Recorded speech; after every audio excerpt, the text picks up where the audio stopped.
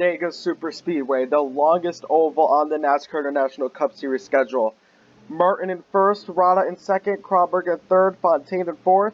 It seems like unless another driver comes out to win and the other two drivers fall behind, it looks like the title race is going to be between Zach Johnson and Levante Martin. Martin looking for his second, Johnson looking for his first. Underway past the restart zone.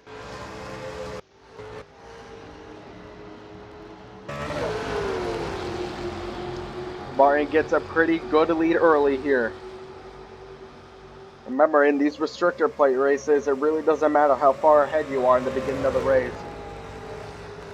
The rest of these drivers are going to catch up to you eventually. Here is Zach Johnson in the 52.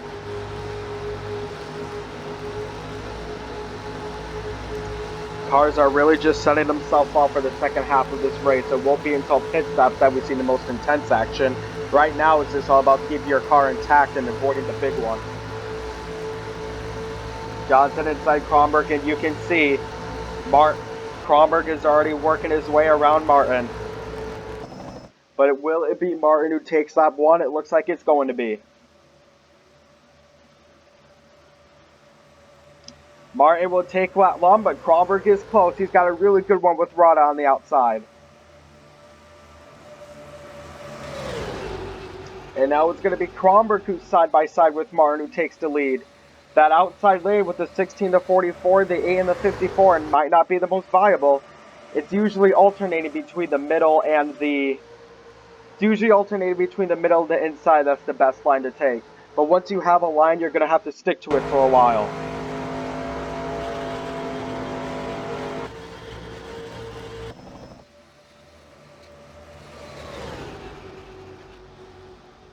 Will it be Martin who takes lap two, or is it going to be Kronberg onto the outside? He has a really good run with that draft.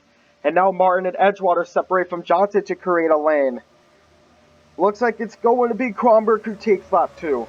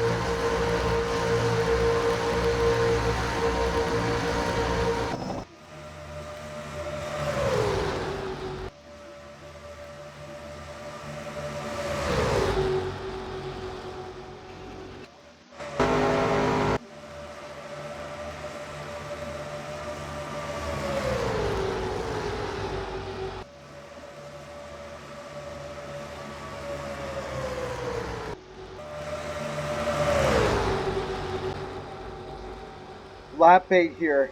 Oh, Ross is trying to make it go 4 wide, but Hopkins basically helps her save the car.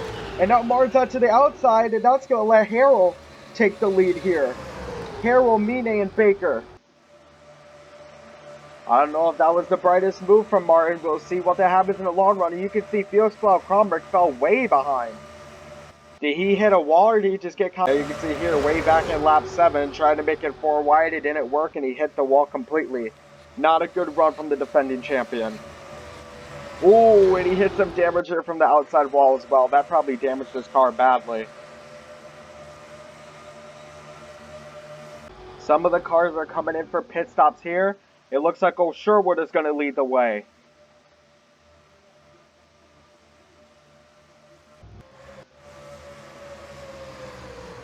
The rest of the cars make their way around. It's going to be Sherwood who comes into pit first, as well as Johnson and Fontaine. You would expect most of these cars to take just fuel, but we'll see. I believe that is the 88 of Brown who's coming all the way to his pit stall. Brown has come in. Sherwood is working her way out, as well as Johnson, Fontaine, and Lamarty. Sherwood is the first out of the pits. Now let's look at the second round of pit stops. Looks like Baker's going to come in. Mine, Harrell, and Martin are staying out. Hoping that they ensure that they don't accidentally penalize themselves. The speed limit is 55. Slowing down from 180 to 55 is not easy.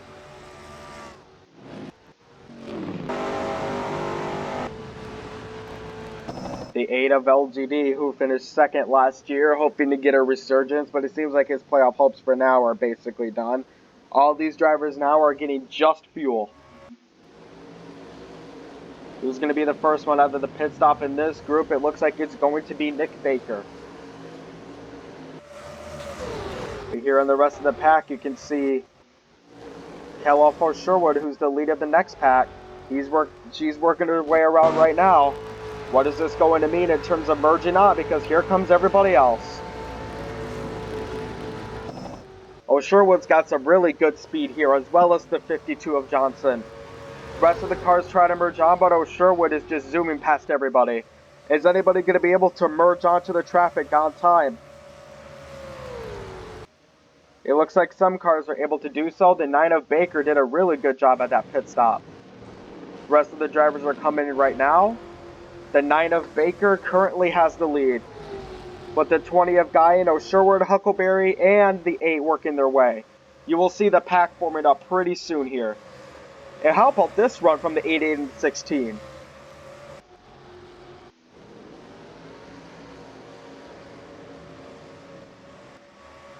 Nick Baker in the lead for now. Let's see what happens with the rest of these cars. It looks like Baker's way too fast for these cars that are just coming out. You can see Baker wrapping his way around Blaine Harrell, and that's going to do it for now. Not enough speed to catch up with Baker. Now it's the 54, Mine, who has the lead. But can he keep up with Baker? A three-car tandem of the 53, the 8, and the 52. That seemed to really work out between them. Here are the cars packing up each other now. They're going to catch up to Nick Baker and Opeek Mine eventually. Mine's currently in the lead, but I imagine that lead's not going to last long. He is going 176, Baker's going 180, and the rest of the cars are almost hitting 180 as well.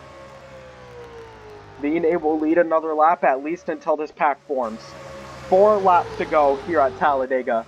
We did a really good job at avoiding a big one. The 527 of Zach Johnson is right where he needs to be. Martin has fell himself in the second pack of cars. Or really the third pack of cars. He is right alongside the 99 of Davenport. But that means that Johnson can increase his lead here for the title race, as long as he can keep his car together and avoid a big crash. Mine is actually still holding on to the lead pretty well.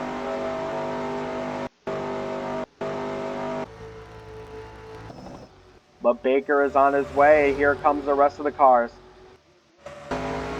Zach Johnson is going 185 compared to Mine's 180.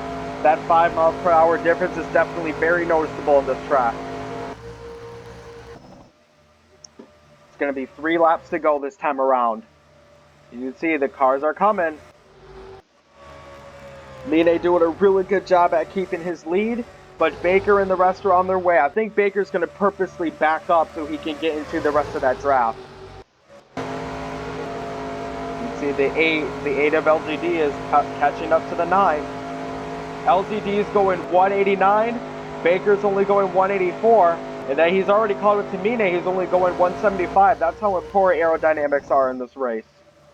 The 25 into the inside. Here we go, the pack is forming back together. It's going to be 2 laps to go this time around here at Talladega. Can Kelloff Sherwood get her second win in a row. She won this race back in Season 3. Yo, the pack has reformed. Can Mine hold on to his lead now? It's him versus Baker for the time being. Huckleberry onto the outside trying to get help from LGD. Johnson now tries to go to the inside and try to squeeze himself in between Guy. Any one of these cars in this picture you can see can win it.